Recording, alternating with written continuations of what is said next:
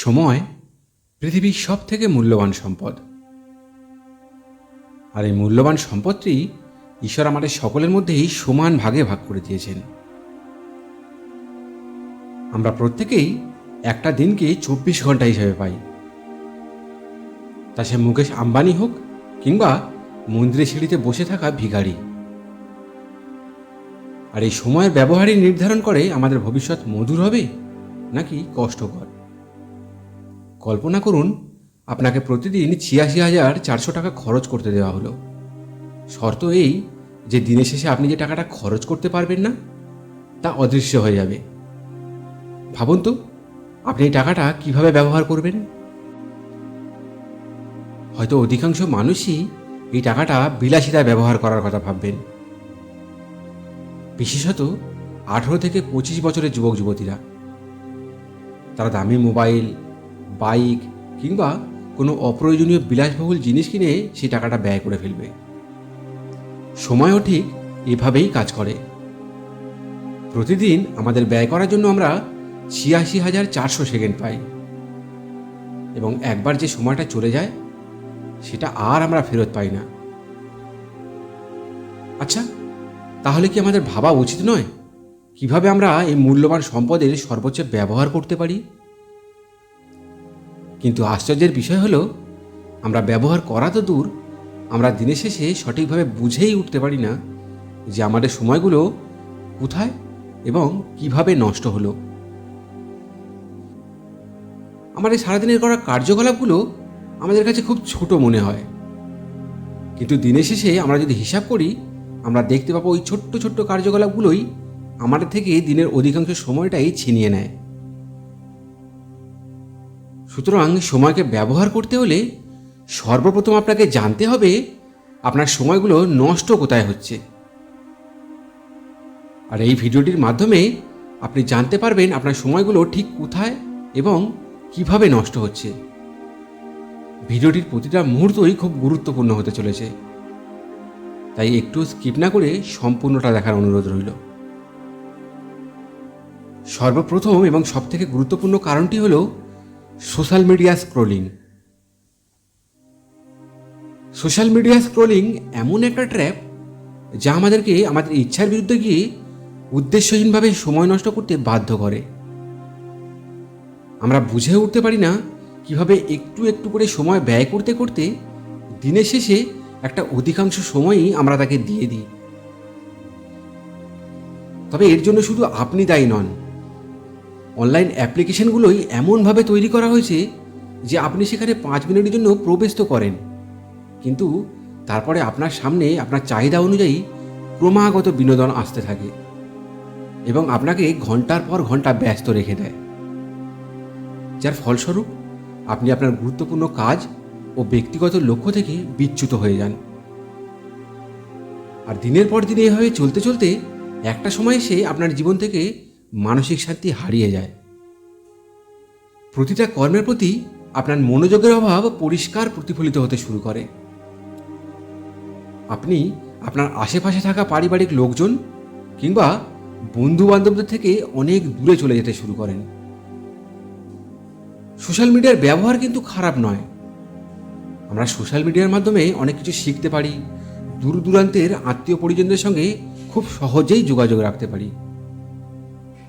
কিন্তু এটা খারাপ তখনই হয় যখন আমরা এটাকে বেহিসেবি ব্যবহার করি। ঠিক যেমন ঘরে চুরি তখনই হয় যখন দরজায় তালা না লাগানো হয়। তালা লাগানো ঘরে চুরি হওয়ার সম্ভাবনা কম থাকে। সুতরাং আপনাকে সোশ্যাল মিডিয়ার ব্যবহার সীমাবদ্ধ করতে হবে। আর আপনাকে ওই কাজে সাহায্যের জন্য আপনি অনলাইনে বহু অ্যাপ্লিকেশন পেয়ে যাবেন। সেগুলোকে নিজের মোবাইলে ইনস্টল করে টাইমার দিয়ে রাখুন। দ্বিতীয় কারণটি হলো প্রোকাস্টিনেশন বা বিলম্ব করা। বিলম্ব আমাদের সময়কে চুরি করার ক্ষেত্রে সব থেকে চতুরভাবে কাজ করে। আমাদেরকে বিভ্রান্ত করে আমাদের মস্তিষ্কে নানা রকম অজুহাতের জন্ম দেয়, যার ফলস্বরূপ আমরা আমাদের গুরুত্বপূর্ণ কাজটা থেকে বিলম্বিত হই এবং নিজেদের দায়িত্বজ্ঞান ভুলে উৎপাদনশীলতা বৃদ্ধির পরিবর্তে মোবাইল স্ক্রোলিংয়ের মতো অনুৎপাদনশীল ক্রিয়াকলাপে নিযুক্ত হয়ে যায়। এরপর যখন প্রয়োজনীয় কাজটা সময়সীমা ঘনিয়ে আসে, বিলম্ব তখন আমাদের মস্তিষ্কে চাপ বাড়ায়। এরপর তড়িঘড়ি ওই কাজটা সম্পন্ন করতে গিয়ে কাজের মান হ্রাস হয়ে যায়। বিলম্ব কেবল আপনার অগ্রগতিকে বাধা দেয় না,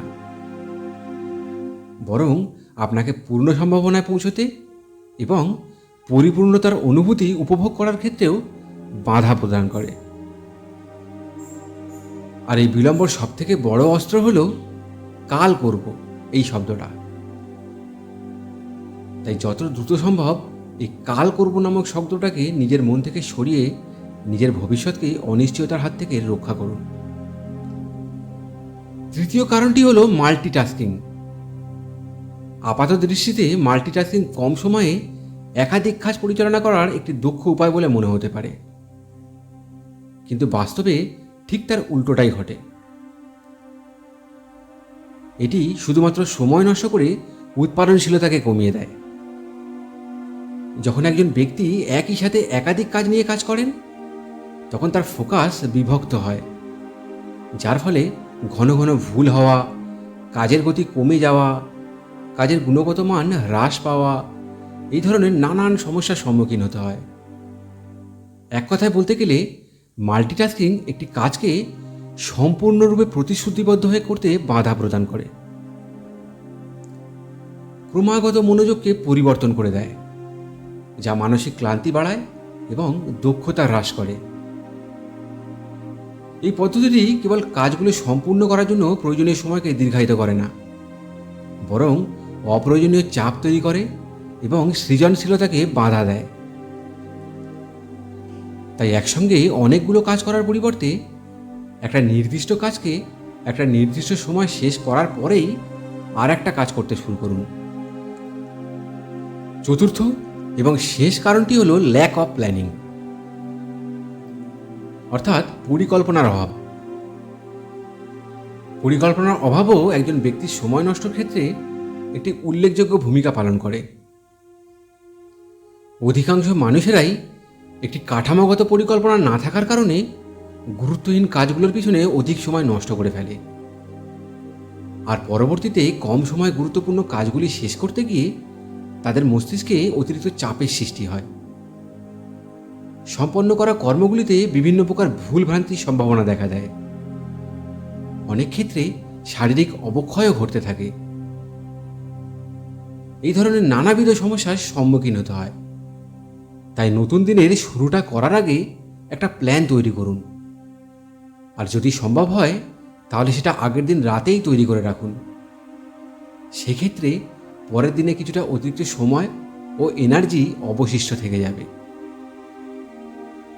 সবশেষে আপনাকে একটা গোপন জিনিসের কথা জানাই।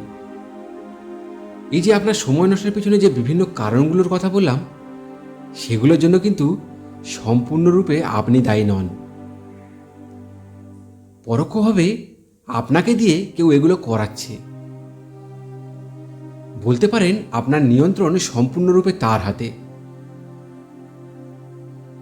আর আপনাকে যে এগুলো করাচ্ছে, সে আপনাকে আপনার মা বাবা, ভাই বোন, এমনকি আপনার থেকেও খুব ভালো করে জানে। তাই আপনার সময়কে নষ্ট করতে কিংবা আপনার ভবিষ্যৎকে খারাপ করতে খুব একটা পরিশ্রম করতে হয় না তাকে। আর সেই গোপন জিনিসটা হলো আপনার মোবাইল। এই বিষয়ে পরে আমি আরও একটা ভিডিওতে আলোচনা করব। আজ যাই, ভালো থাকবেন, সুস্থ থাকবেন।